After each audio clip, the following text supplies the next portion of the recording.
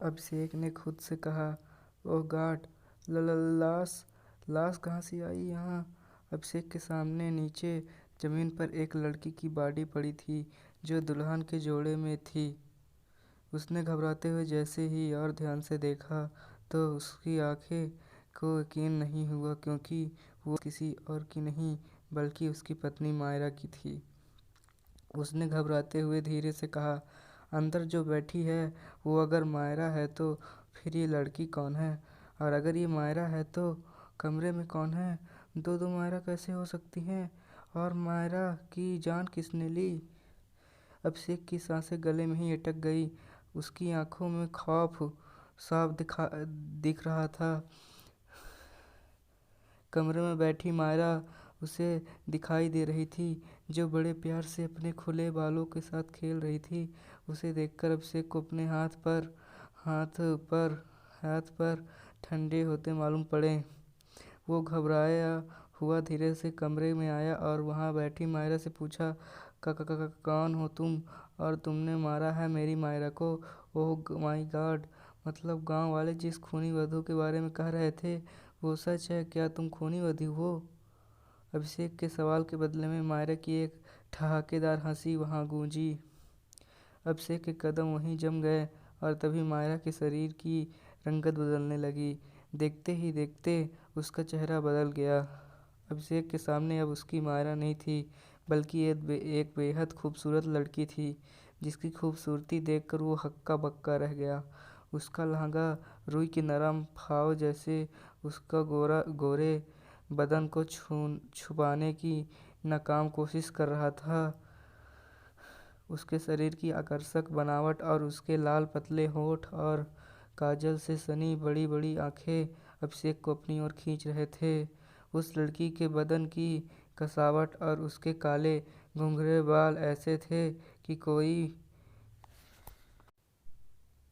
कोई भी मर्द खुद को उस पे न्यौछावर करने को तैयार हो जाए।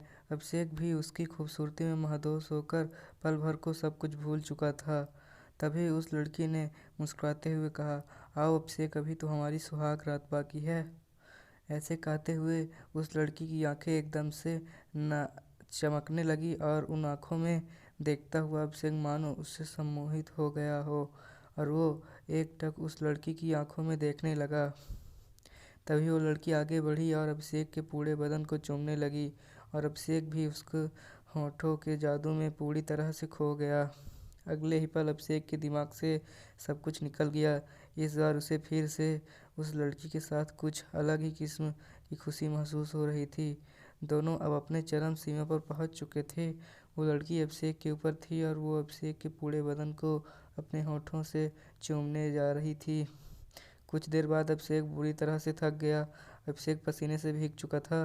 अभिषेक को ऐसे देख उस लड़की के चेहरे पर एक रहस्यमयी मुस्कान उभर आई और उसने फिर से अभिषेक को अपनी ओर खींचा और उसके होठों पर एक बार फिर से किस किया।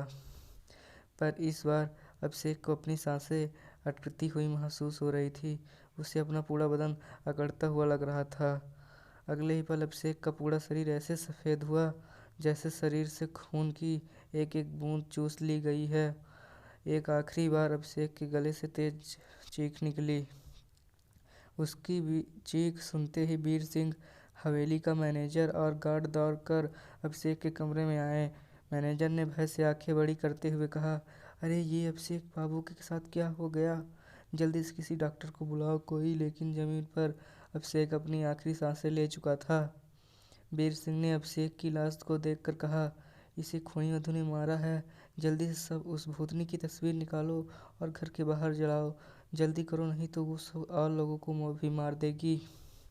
उस वक्त रात के 12 बज रहे थे और पूरे गांव में आग की तरह ये बात फैल गई कि हवेली में खूनी वधू ने अभिषेक और उसकी पत्नी मायरा को मार दिया है।